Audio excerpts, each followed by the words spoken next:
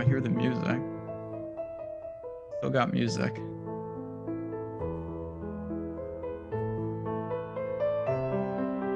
All right, I think we're live. We are live. I know it because Jordan just told me. Mexico Open 2023 PGA DFS live before lock here at Stokastic, presented by Reignmakers. We're going to talk about them. We're going to talk about the Mexico Open. We might talk about some other things. We'll see what happens. I'm going to give people a sneak peek behind the glass. Jordan Klein's internet getting a little crazy, so who knows what's going to happen on this show. But I am Ben Rasa. I am joined by Geoff Ulrich. We are ready to go. We have a fascinating tournament, not because it's that big a deal, just because it's got some things that I don't think we're going to see for the rest of the year. You got to be kind of a little intrigued about the Mexico Open, right?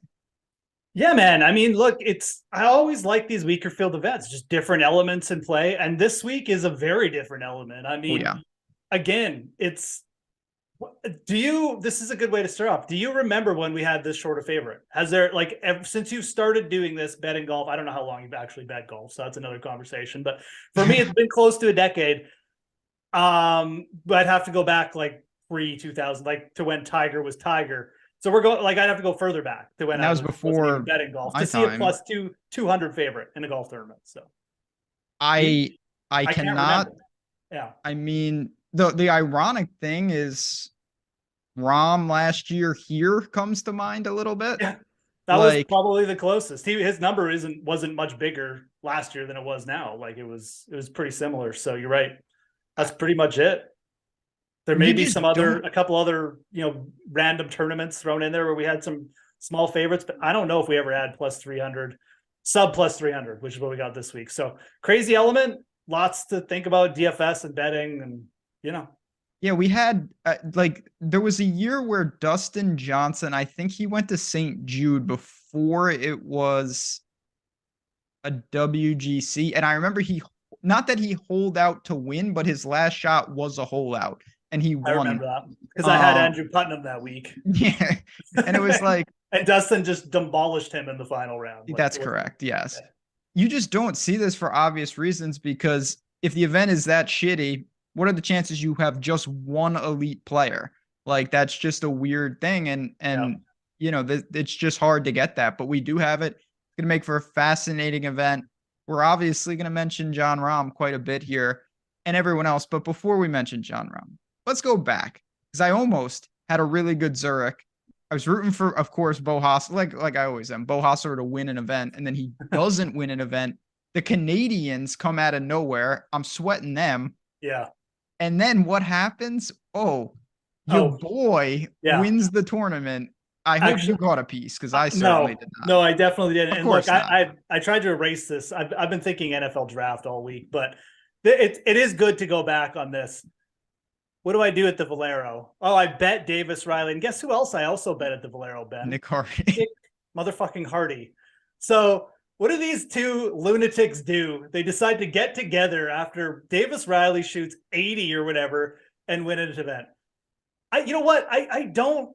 It was one of those things. Normally in those spots, I literally feel like running into traffic. I just was like, you know what? They were 40-1. I really didn't feel that bad. I didn't even really feel like it was a missed opportunity. I did think about betting them before, and I did actually use them in a DFS lineup. Unfortunately, it was with Lingmerth, and it just didn't matter. But I don't know, man. If they're gonna come together after that and just win, if they were 55-1, I think 60-1, I think I would have got there, but I just couldn't do it at 40, 35-1, whatever you were getting them. It just didn't make sense. I think, and the thing is, there's going to be more opportunities for Davis Riley. I kind of feel vindicated in a way. You're seeing the talent. I mean, this guy can absolutely get it done. I'm not saying Nick Hardy doesn't have talent too, but to me, the story is you will see Davis Riley again. So maybe more opportunities, but yeah, it was a little kick in the nuts. Not going to lie. I also had a piece of Sungjae and Keith, who also self-destructed. So yes, that was a double whammy. But yeah, it was one of those events where I'm just you know what? Not my week. Just move on. Certainly not my week either. Like I said, I was rooting for Hossler and Wyndham Clark. I thought they were going to close it. I really thought. So did I, but then they didn't. And the stupidest part at the beginning of the day, and I'm glad I didn't. I was like, okay, realistically,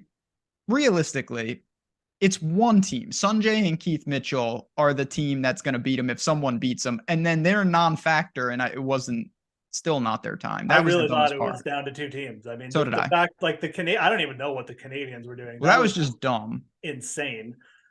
And then, yeah, I mean, again, like Hardy and Riley, you're just the talent is there with both of those guys. I mean, it really is, especially Riley. And I'm not saying he carried the team, but he kind of did carry them down the stretch, to be honest. I know he'd approached really close. He chipped in on the last or the second last. Like that dude is going to be up there. You'll see him again. So let's hope we get a little dip on him. We'll keep buying back. But yeah, not always nice to see a player you like get vindicated either way. I am that kind of fan where I'm still a fan of the game. If a player I like wins and I'm not on it, I still feel good. So that's good. That is fantastic. We won't see Davis Riley go back to back for obvious reasons. He after his win is not here anymore, so thins out the field. And that is actually a pretty big piece of the pricing, and we'll get to that in a second. But let's talk about starting to make real impact here, and let's start with Reignmakers. We always do. Sponsor of the show. They're doing awesome things. The lobby is full of Reignmakers contests. If you're not familiar with it, the easiest way to get started, always, no matter what we're talking about, the easiest way to get started with things is to take the free stuff and figure out the rest later. You can claim your free DraftKings Reignmakers pack with the link below. It's super easy. It's a different type of format. Obviously, we've seen this, and it's not going away anytime soon. The NFT world is here, no doubt about it, and you see it right there. Play for over 275,000 in prizes this week. Big time contests. Claim that pack. Have some fun. See what you get and go from there. So I just want to give a quick shout out to Reignmakers. But now let's get into this tournament. We're going to talk about Jon Rahm, obviously, and we're going to talk about this course. And it's going to be a big, big question. I need to ask you, because we're doing this every time now with lineup generator. We're going to build some lineups right now. Yep. And you always get that option to quote unquote, if you want to lock someone. I mean, Jon Rahm is the obvious choice with that, is it not? Yes. I mean, it doesn't mean we're locking them. We're going to get to the top tier in a second. But with lineup generator, when you generate some lineups, to me, generating them with Rahm locked in is a pretty damn good idea. And again, it's a sweet tool in that sense. You see it and you don't have to worry about that. It doesn't mean you have to lock someone, but Jordan just pulled it up right now. You go to DraftKings, you're going to those builds. I like contrarian or balanced. And I'm going to just make it pretty simple. I think that Jon Rahm is the easy choice to do this. Now he's going to be really popular. And I want to see, kind of looking at PGA lineup generator here, what do we get around him? Because that's going to be the fascinating question all show. Alejandro Tosti is going to be a name in this show now. Kelly Craft, Vincent Norman, who played with Schwab. I'm just scrolling through some of the names, and you'll see on our exposures as Jordan is look at this. I mean, you're going to get a huge mix and a huge spread of guys, and that's beautiful for this. I think this is the type of week there's a spray and pray element to it. So just to sum it up, and then we'll drill down into these players. If you want tools like this is the simplest, easiest tool that we have. It's my favorite tool. Obviously, I am biased as someone who does a lot of golf. The link is below for PGA lineup generator. Get it for a week. Try it out. Build quick and easy lineups. You can pivot. You can see the ownership. You see our projections in there. What a great way to bring it all together and simply generate lineups in a couple clicks of a button. So shout out to PGA lineup generator. It's going to be a tough build this week, man. I mean, when you see these lineups, is this kind of how you're envisioning it with Rahm? Because I don't know what else you can do. Yeah, no, I mean, like the thing is, like we said, I mean, like it's fine to lock Rahm in. I mean, there are the nice thing about this event is that there's 2 tiers of players. There's Tony Finau and Jon Rahm, and there's everyone else. I mean, I do think that there's a legitimate second tier, but that second tier is, to me, like that's where you can start making moves. Like, you know, we talked about this off the top. It's not that I dislike Wyndham Clark or that I even think this is a poor setup for him, but you know, Wyndham Clark is clearly like going to be the third man for a lot of people.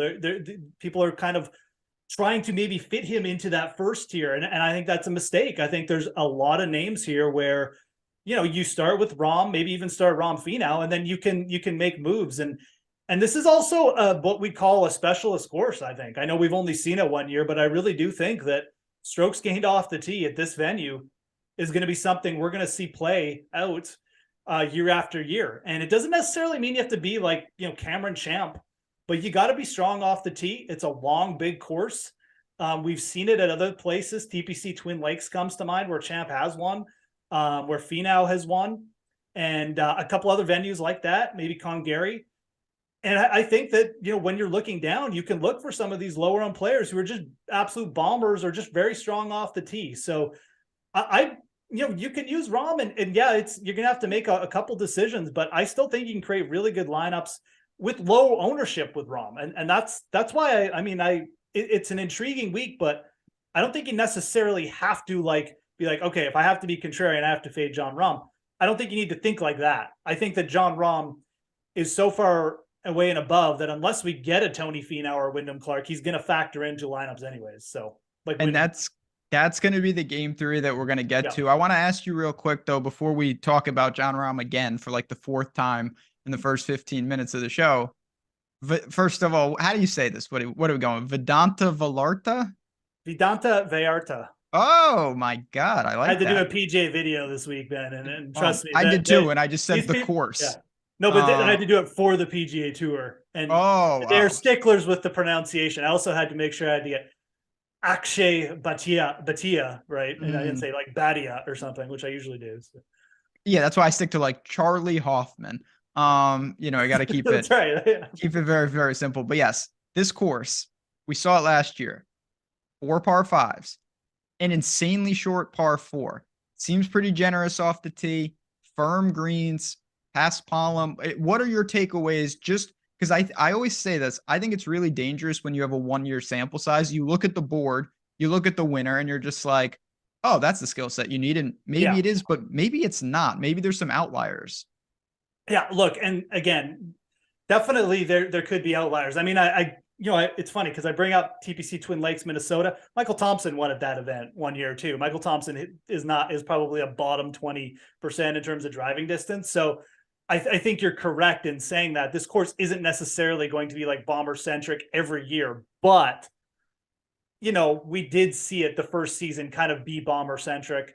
It doesn't mean you just have to take bombers though. I think that what I would do is that if you're looking for players who aren't long off the tee, just make sure that lately they've been consistent off the tee. Again, doesn't have to be don't use driving distance basically, but use strokes gained off the tee. Make sure they're not a disaster. Ben Martin's actually the perfect example. Ben Martin does not hit it long, but he's consistent off the tee. You don't need to fade Ben Martin because he's not a bomber this week. So I think when you're creating lineups like that, it's a good spot to be contrarian because a lot of people are going to be thinking like that. And if you see a lower owned player who's, not getting much heat, but he's long off the tee and he's like Martin and he's got good iron game going and a putter that can get hot, don't be afraid to roster him. Just make sure that when you're doing that, he hasn't been a complete disaster off the tee because I think that will limit their upside this week. But again, there's lots of examples of players like that where I think you can pivot to as well.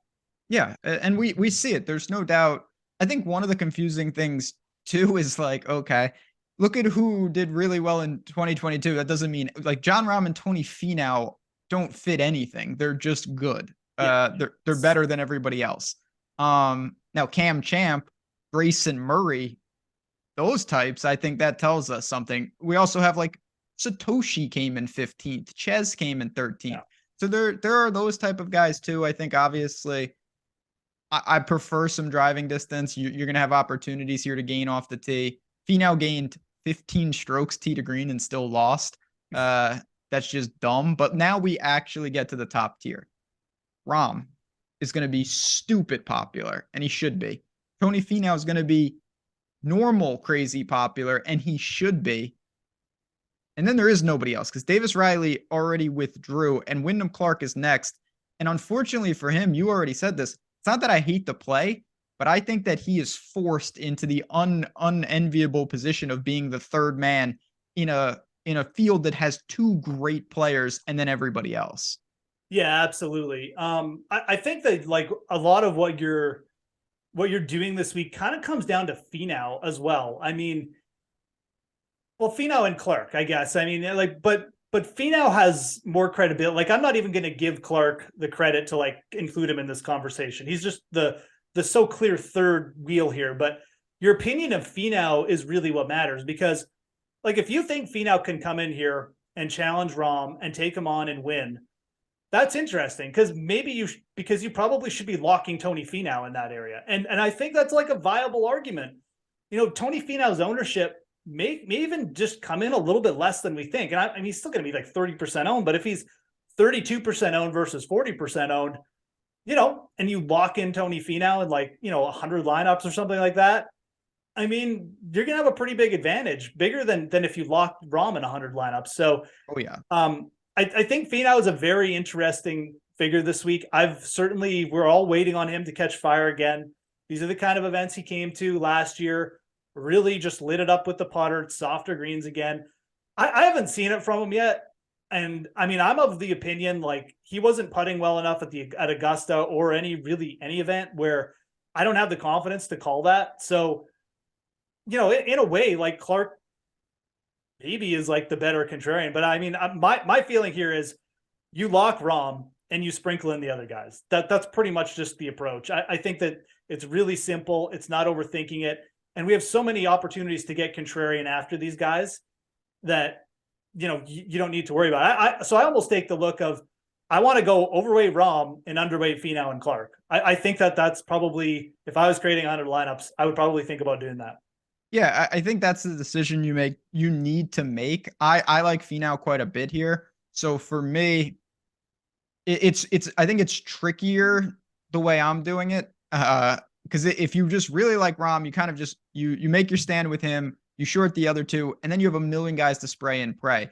If you like Finau, unless you want to make a huge stand and just fade Rahm, which I think is kind of crazy. Yeah. You're in this weird spot where now you need to cherish to both of them. So what I'm basically doing is I'm going to have a good amount of Rahm, but I think I'll probably be under by default just because I can't physically get to like 60, 70% of him if I like Finau so much. Yeah. I'm going to completely fade Wyndham Clark, and then I can use everybody else. The one question I want to ask you, and I think a lot of people are going to do this, I'm not really a fan of it. I don't like the look of it. Rahm and Finau together. They came 1-2 last year. If you do that, you have less than 7,000 for the other 4 spots.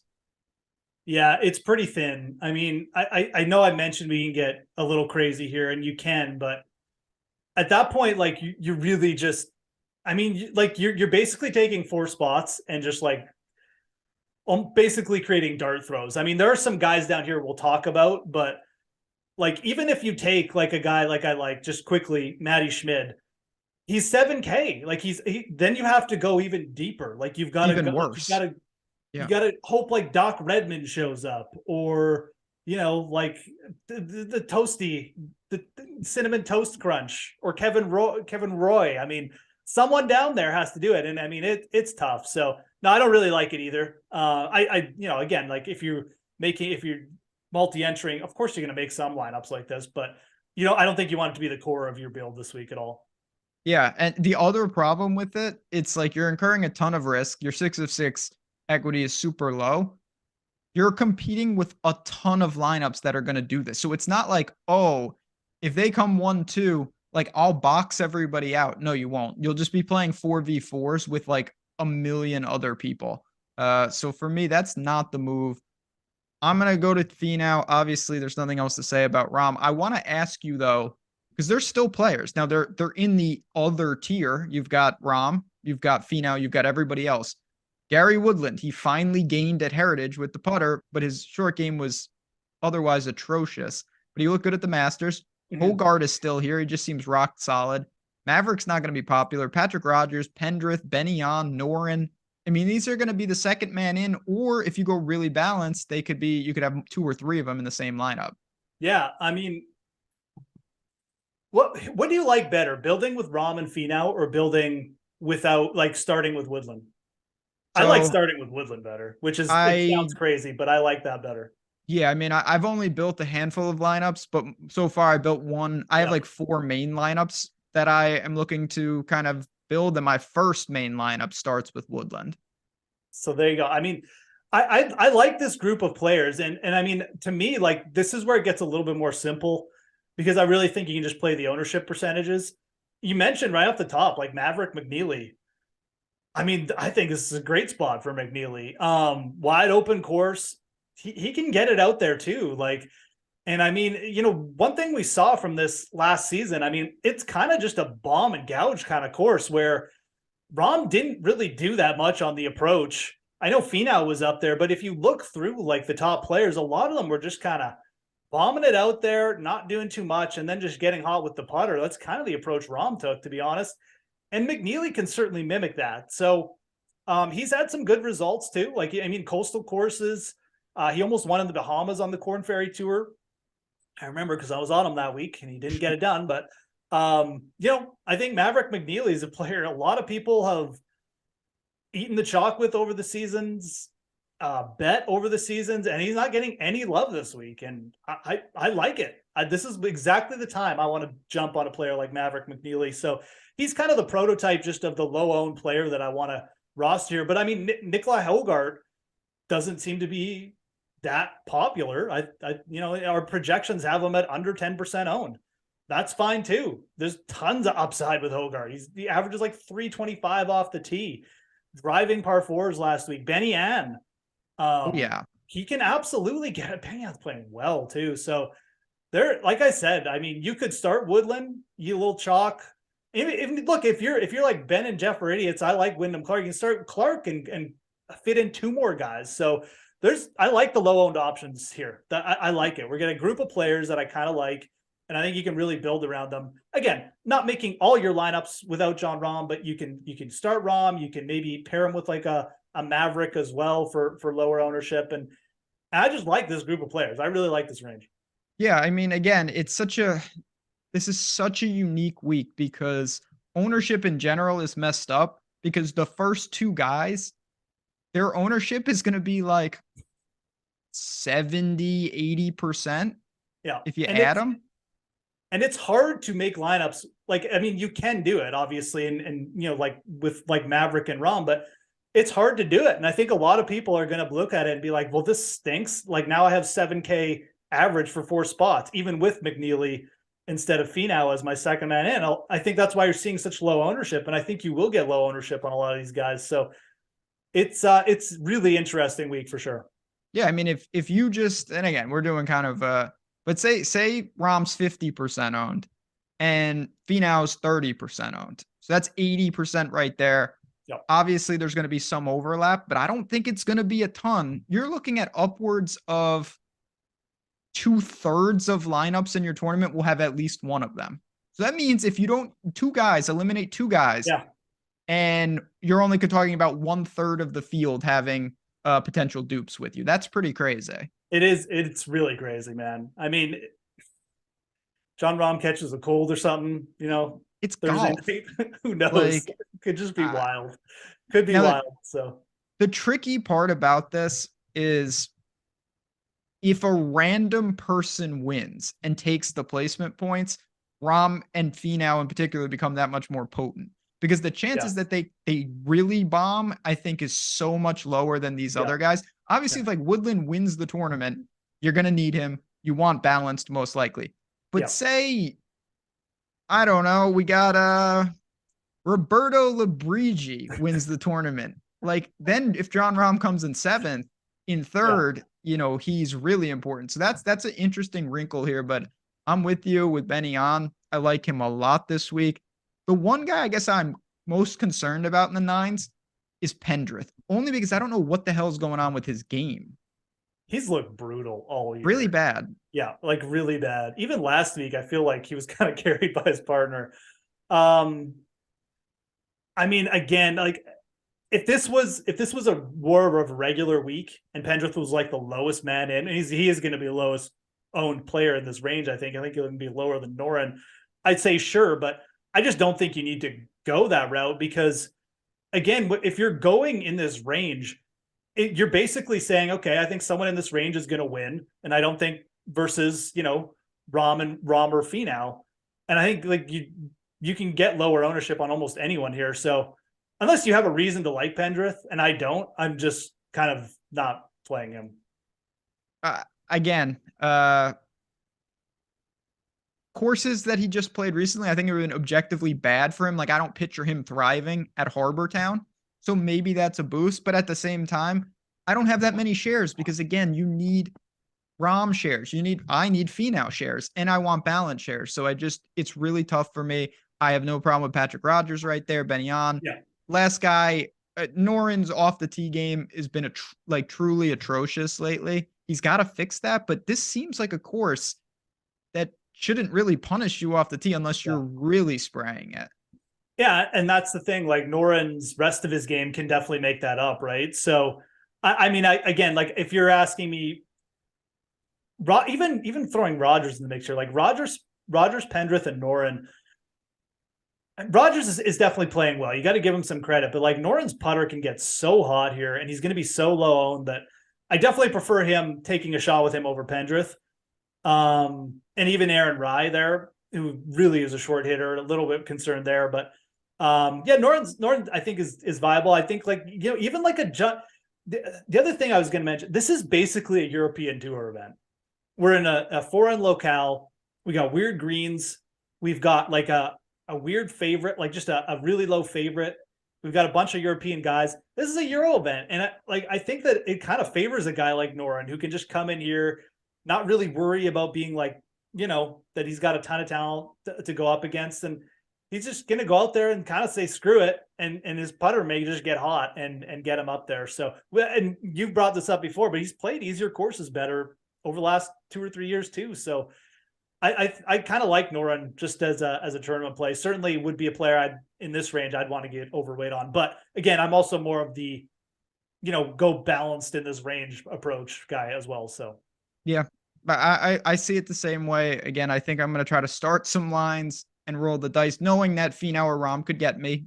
But if that happens, it happens. If they don't, you know, you still have a ton of options in the 9K range. Let's work down though.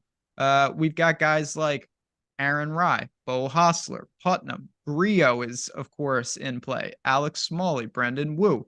Higo to me is in play. I bet Higo. I think he's a really interesting bet this week. And then I'm going to save one other guy, but talk to me about the guys I just mentioned. Yeah. So, I mean, I don't like this range as much. There's some players here who I, you know, won't have any exposure to. Aaron Rai is one. His price is up now. This is a long course for him.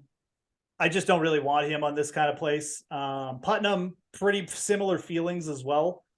Hosler is definitely interesting. This should be a good setup for him. He's wild off the tee, but he's also just like he can get it out there 320 pretty easy. So, and he can certainly light it up with the putter. He's kind of like the poor man's version of Maverick McNeely, although Maverick McNeely is like the poor man's version of, you know, like better golfers too. So I don't really know what that means. There's a double poor version. Double poor. Yeah, that's bad. It's the poverty version. Yeah, the homeless version. There's the homeless level. This is just me trying to stall so I can just the Prince of Paspalum's in the field, Emiliano Grillo. I mean, I love this setup. What a god. Latino American player in Mexico. The Paspalum where he's finished well at the Mayakoba before. The CIMB Classic, he had a runner-up, which is the old Malaysia Open event. Grillo was good at the RBC Heritage, gaining strokes around the green and with the putter. We saw him go on a run, you know, around this time last year in these easier field events. This is an event where Grillo can come really strong off the tee. He's just going to blast it out there and just let the rest of his game go to work. It's not difficult around the greens here. He's not going to have to scramble much. I really do think this is a week where Grillo could pick up a win. I mean, we're just waiting and waiting for him to do it. And at 8,500, I love the price. And I feel the exact same way you do about Garrick Higo. He has been making more cuts. The putter is heated up a bit. He's not going to have to scramble too much. He's pretty consistent around the greens, but the off the tee game has been good for him, and he can get it out there. Higo's just a talented guy. Again, Gary, I think it's actually a very good comp to this week. It's a more of a humid environment there, longer golf course. That's where he won his event, and we saw some correlation there. Kitayama finished top 5 here, and then top 5 at Gary as well. So Higo and Grillo here are the main targets. I got some interest in Hosler. Again, Ben Barton's playing too well to write off, and everyone else I'm just kind of meh about. Yeah, again, Higo is a guy. Everyone talks about Cam Champ here, and I get it, but like Higo to me fits a lot of checks those boxes as well. Like he's a pseudo specialist. He can absolutely bomb it. and he's actually playing decent, unlike Champ, who we'll get to in a little bit. But I want to work down a little because we've talked about, a lot of the bombers, and we've talked about some of these guys. What about your boy? Because again, we missed Davis Riley, but to me, Steven Jaeger is in play here. He was good here last year. He didn't have it at Heritage, and his putter is broken. So I'm hoping a change of surface can help this guy, because the rest of his game is actually really good right now. I don't know what to do with him this week. I mean, my only problem with Jaeger is, he's trend. Like, this is not going to be a sneaky pick at all. He's no, it's not. 200. People like him. Obviously he's made a bunch of cuts for people. He's coming off a missed cut, but that's not a big deal. It's a player we've seen bounce back. And again, I mean, like, we've seen him perform well in a lot of different circumstances. So I'm kind of with you that this is a spot. I'm just not really sure what to do with him. Like, I think my feeling with Steven Jaeger is get some money down on him and maybe make him a fade for DFS. I just feel like with Higo up there and Griot, you can go up, you can get those guys. Robbie Shelton's down there as well, who's played a little bit better. I don't know. I don't have a hard take on him. I do like the player, and mixing him in and being like sort of on field with him is fine. I'm not like scared to roster him because he's chalky, but at the same time, I do recognize, we're in a weaker field event. We're in the low 8K range now. If he's going to be the chalk in this range, I don't know if he's necessarily like the guy you want to chase. But like you, I mean, I see that this is a spot where if he just popped up and the putter got hot on a different surface, wouldn't shock me in the least. Yeah, and just to give you guys, again, one of the many reasons we want to get inside the ropes here, our ownership has him pretty popular relative for the range. He's going to be over 10%, it looks like, and that makes it a little trickier. Working down for the rest of the eights, and then we'll talk about more of the mid-range. To me, Matt Wallace, first of all, he's 70-1 in the outright market. The guy just won. He's a Euro. He's better than most of this field. This field sucks. I don't really understand why he's not getting any love whatsoever. I don't have any inkling that he's particularly going to play great, but he lost 5 strokes putting at Heritage. I don't really care about that. Before that, he found something, Valspar, Corrales, and Valero. I think Matt Wallace at like 5% owned is a very interesting play. Yeah, and I mean, this speaks to why I'm not super high on just going to Jaeger here. The market is basically saying, oh, this Matt Wallace thing was a blip. He's going to go back to being useless because no one's on him.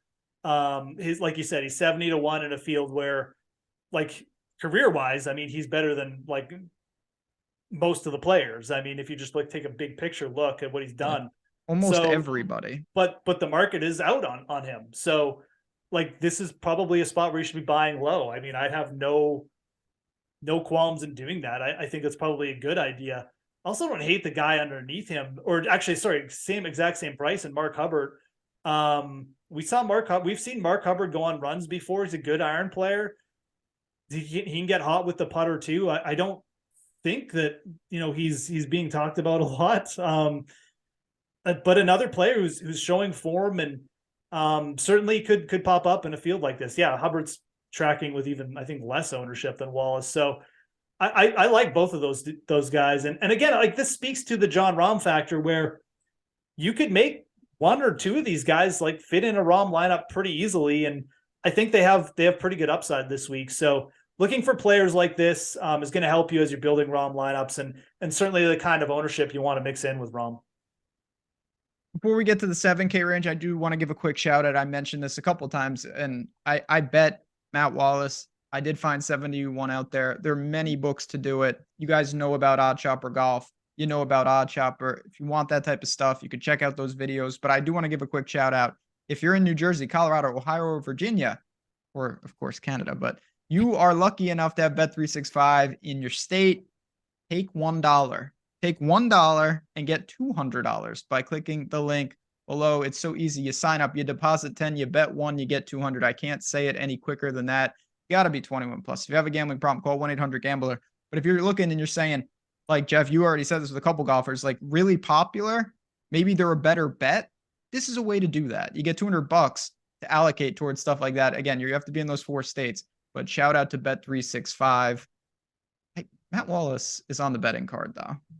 He's on the card. I mean, it's a complete overreaction. I mean, like he should not be 70-1. It's no. Now, yeah. Looking at other guys that I don't know, I'm not super stunned that Will Gordon is popular, but maybe I should be. Lee Hodges is also potentially popular, and that's a little surprising to me. This is the upper 7K range. You've got them. Luke List, in theory, would make sense here to me. Ches seems to have some splits that we like here, and he also at Congaree played really well there, so maybe there's something to that. What do you see in the upper sevens? I think there's going to be a lot of John Rahm, Will Gordon lineups. Oh, that's a fact. Yeah, and that is why Gordon and Hodges are popping. People are going, okay. I mean, if I go Will Gordon and John Rahm, I'll still have like an okay-ish average left. And I know, but Will Gordon's okay, he makes some cuts. I mean, I'm with you. Like he maybe he's made some cuts, but like it's been pretty poor. The only thing I can point to with Gordon is he was third in Mexico earlier in 2022. So there's a nice connection there. And look, Will Gordon's fine. Like he can certainly pop with the putter, but just be wary. Like when you make those Rahm Gordon lineups, you're joining in a pool with like 60% of the rest of the tournament, and you have to now beat people in a 4 versus 4. So yes, it's tough.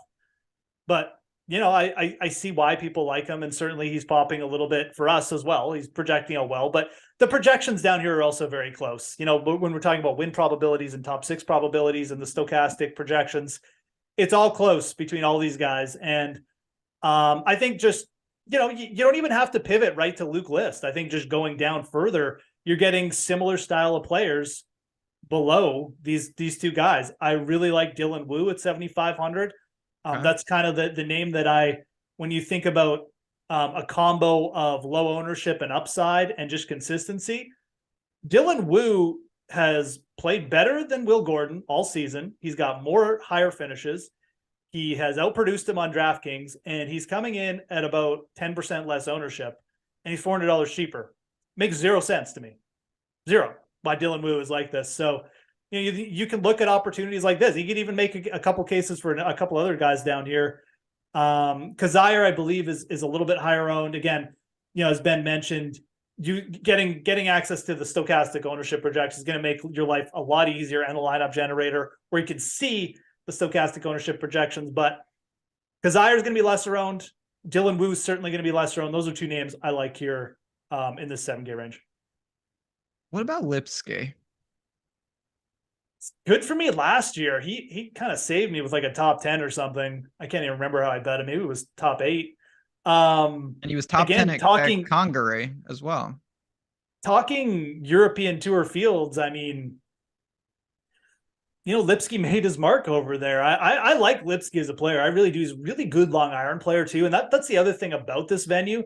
Yes, you got to be strong off the tee, but you also, even if you're strong off the tee, you're still going to have a lot of long iron approaches. That's the strength of his game, and he's not going to have to scramble much, as around the green game certainly can get him. I would not be shocked if he pops up here again. This is exactly the style of course where David Lipsky has popped pretty consistently. He's certainly played on this kind of surface of grass numerous times over in Asia. And again, giving you guys a nugget. I mean, I don't even see him on the ownership projections unless I missed them. So he's not going to be popular. He's not very popular. I don't have a problem with it. Really don't. He's one of my kind of sleepers in the mid-range. I think that he's got some splits that I like. He's got experience on the surface. He's not any better or worse than anyone else in the 7K range. These guys are all the same to me, but there's a giant discrepancy in what other people are gauging them based on ownership. And so for me, I'll just play game theory here. If you want to give me, can Will Gordon beat him? Of course. But is he 3 times as likely, 4 times as likely? No, I don't think so. So yeah, I kind of like Lipsky. I want to ask you about one guy. I know I'm going backwards a little bit, but he played with EVR and he dragged EVR's carcass to a made cut last week. MJ Defoe is here. Yeah. And he's flat 8. I still don't have a great grasp on what this guy does. Do you have any interest there, or are you just indifferent? No, I mean, he's really, I mean, good for him. He's 34. He's basically a South African, you just call him Sunshine just the Tour. prototypical grinder. I mean, he's grinded the Sunshine Tours. He came over and he grinded the Corn Ferry Tour, and he grinded his way up to the PGA Tour. Now he's grinding the PGA Tour. I don't know, man. Like he's pretty consistent off the tee. He's not like a masher, but he gets it out there, and I think that's kind of a strength of his game. And he seems to be very confident with the putter right now. Again, like, this is a player who's played all over the world. Certainly not going to be intimidated by like a little European Tour course and field. Yeah, I don't hate it. I mean, I really don't. And I mean, just riding the form there seems fine. You're in an 8K. He seems a little bit overpriced, but again, that's only going to help kind of suppress the ownership. He is projecting with a little bit of popularity. I mean, I think people are recognizing that he's made some cuts, but I don't know. I would say there's probably better upside to go with like Hubbard or certainly Wallace in that range. That's my only thing.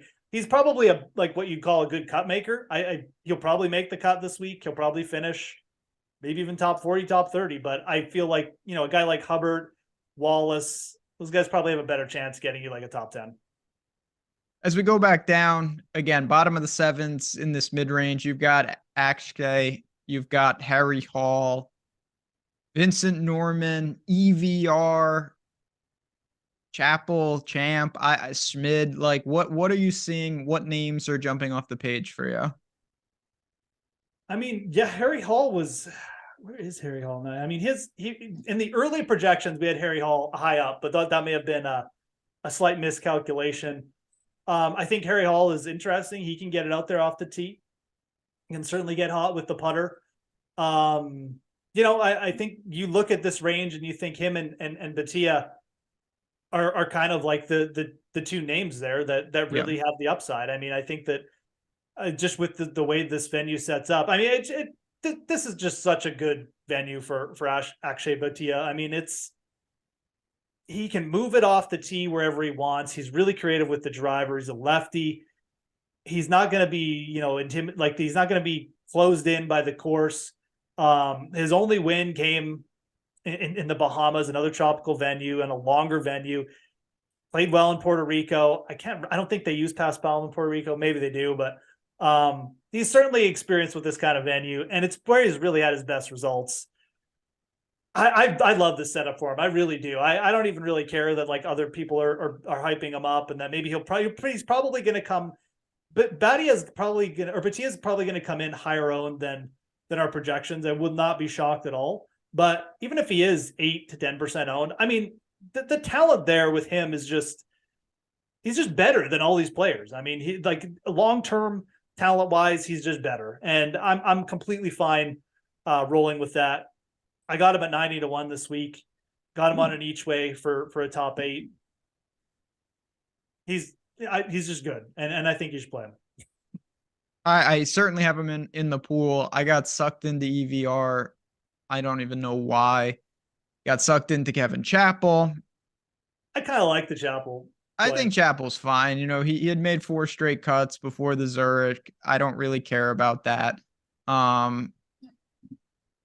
It's more that I don't see a guy down here. So I look at again, and it's not the most glamorous analysis, but if everyone is 4%, and I'm say playing 20 lineups, I can take them in 1 or 2 of 20 and know I'm getting over on all these different randos, knowing half will get cut, half will make it. Maybe I get lucky with a couple of them. I think that's how you have to approach it.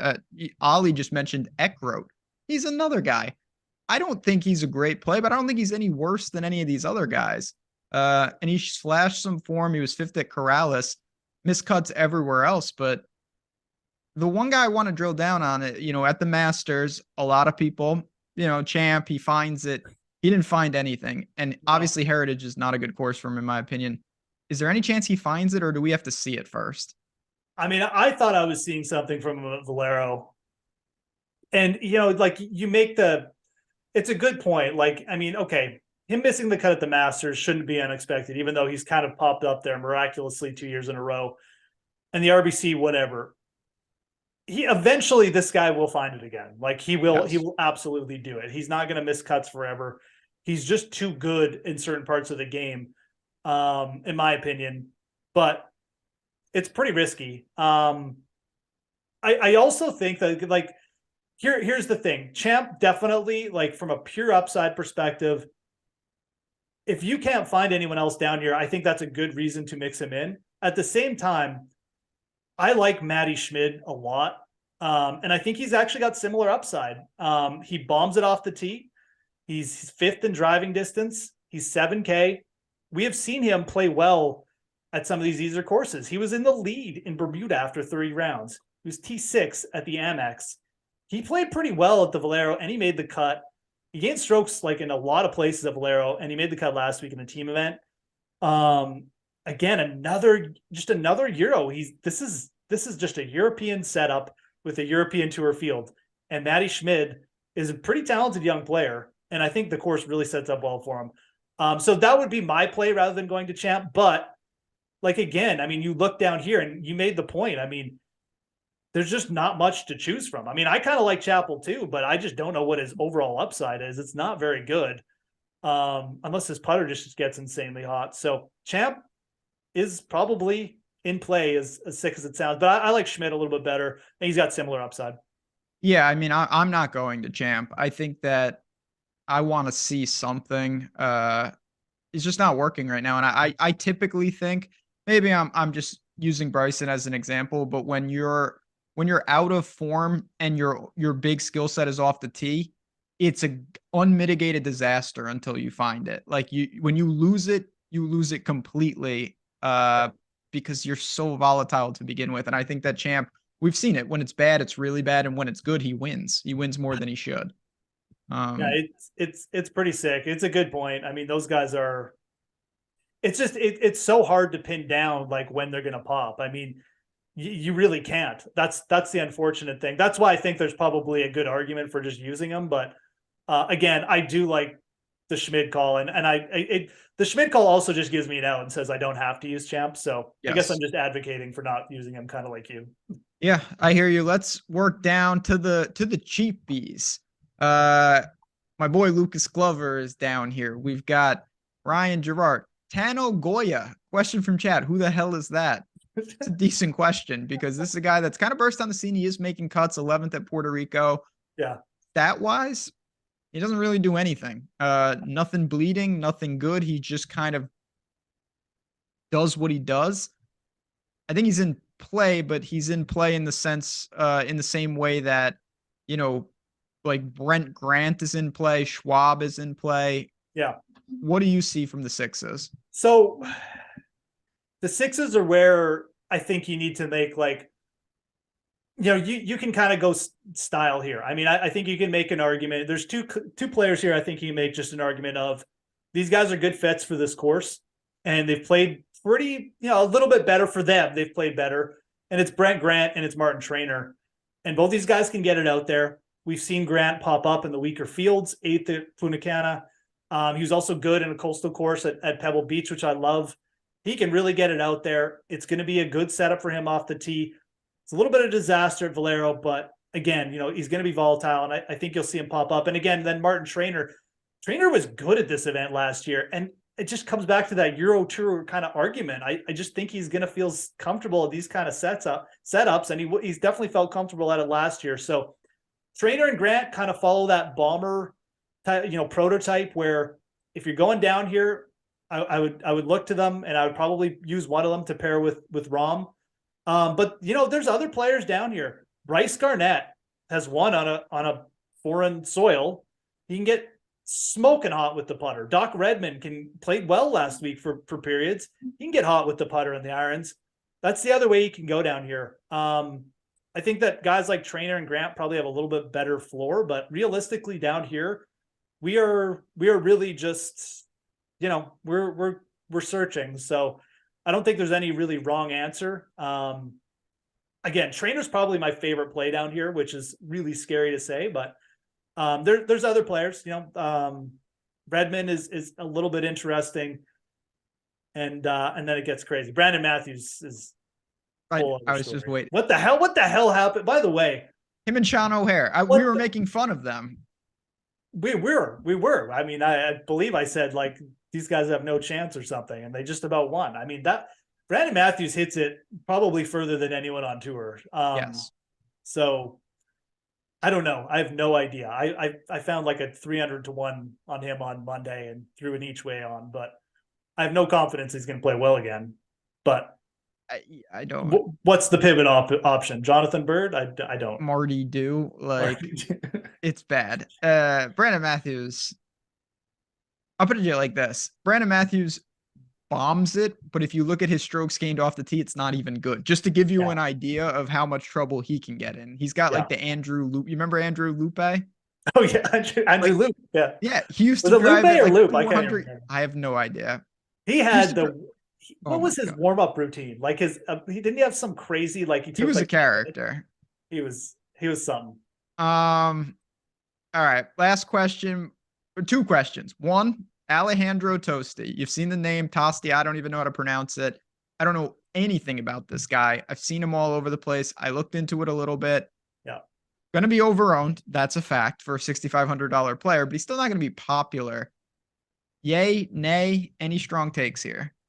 I'm on the yay side. I mean, okay. He's got some results. He kind of reminds me of Echeverria, the guy, the dude who won Puerto Rico. A guy who Chad, by the way, pointed out before. We were on. Yes, they did. Here.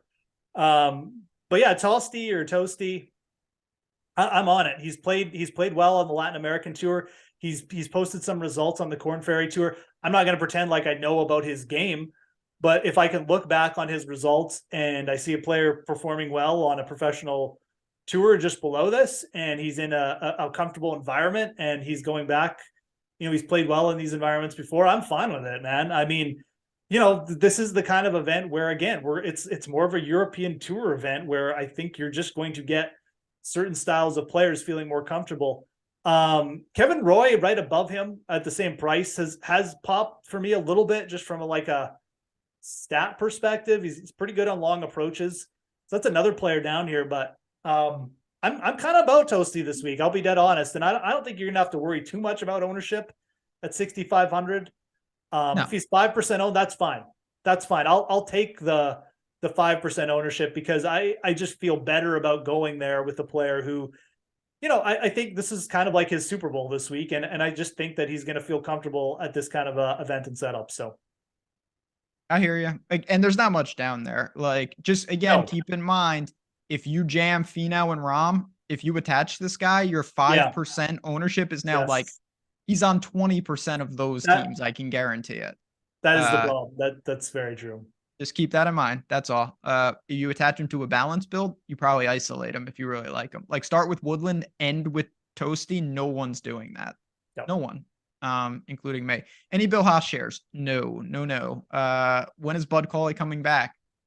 I don't think not ever. Soon enough. Not soon enough. Love that guy. All right, let's build. You want to build a lineup? Yeah, let's do it.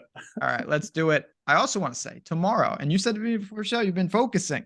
The NFL draft is tomorrow. Oh boy.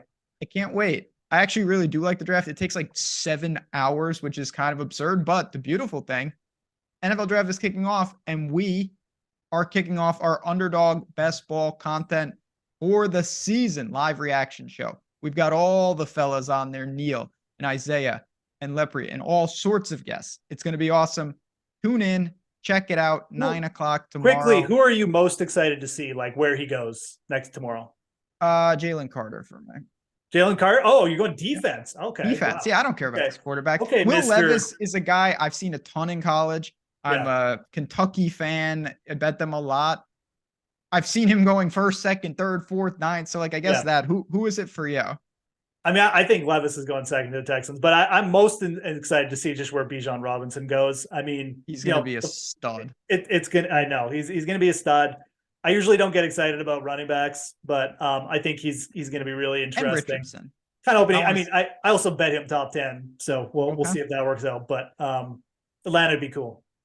It would be, yeah. Jalen Carter to me was going to be the #1 pick, and now he's certainly not. So very, very interesting. That's irregardless. You can check all that's the kind of stuff that you're going to be seeing. We just did the show for 30 seconds. You're going to get that for 5 hours. All right. Let's start it off. What are we doing here? Oh dear God. Yeah, we actually have to build the lineup now. Yeah, we got to build a lineup. Makes it a lot All right, harder. what are we doing here? All right. I'm gonna this is gonna give you lots of options. I'm going Grillo. Grill. Rio, my Let's just go man. Grill. Okay. I tweeted it's Grill week. I'll go Grill first. I'm gonna punt it right back to you with Ash Gay. I like him. I think Okay. Batia is just a good player. He's getting better. These guys that are really, really young like that, I feel like they get exponentially better quicker. And Batia is just a solid grinder. He scores really well. We've got Griot. We've got Batia. All right. I guess we got to make the decision here. It's for fun. Let's get nuts. Yeah, get nuts. Trying to beat hundreds of thousands of people. Let's go Maverick McNeely. Okay. I think if there's a player in that range who could really pop up and win players some money this week with a balanced build, I think McNeely is the top of the list. We have seen him get in leads before. We've seen him get in leads in against fields like this, come really close. I think he can do it. I think he's a good enough putter. When you have that kind of skill set, you can win on the PGA Tour. And I just like the opportunity here. He's going to be well under 10% owned, I think. I'm going to add in Garrick Higo, another guy. Again, this is a tournament lineup. He can bomb it. The other thing, you're basically making my main lineup, right? Well, this is how we roll. So this is my philosophy, just to kind of sum it up. If you don't take Rahm or Finau, to me, I want 4 or 5 guys that I can say reasonably could win the tournament. Yes, because somebody's got to beat them. Yes. So like Higo, Maverick, these guys, Batia, they could win. They absolutely could. So give me Higo. Yeah. All right. What do we want to do now? Higo in there. Boy. All right. I think the question for me now, do we want to get another kind of lower or more balanced and do that approach, or do we want to get a little bit more volatile? It's a 2v2. So I'll throw Nikolai Hogard in there. I mean, I mentioned it's a Euro Tour feel. I think Hogard's going to have a lot more lesser ownership than Woodland. I do like Woodland this week. It's the first guy I bet. I got a nice number, but I think Hogard, he may just come here and rip it. And I think you're going to get lower ownership. So we'll go there. And for you, I will put in Martin Trainer. Leave $100 on the table. I like this. I think Glover also makes sense if you wanted him. He's obviously got serious short game issues, but you mentioned Martin Trainer. Say what you want. He's another guy. He's got a lot of bad data in there, in my opinion. Like, he lost it completely. He's not that guy anymore.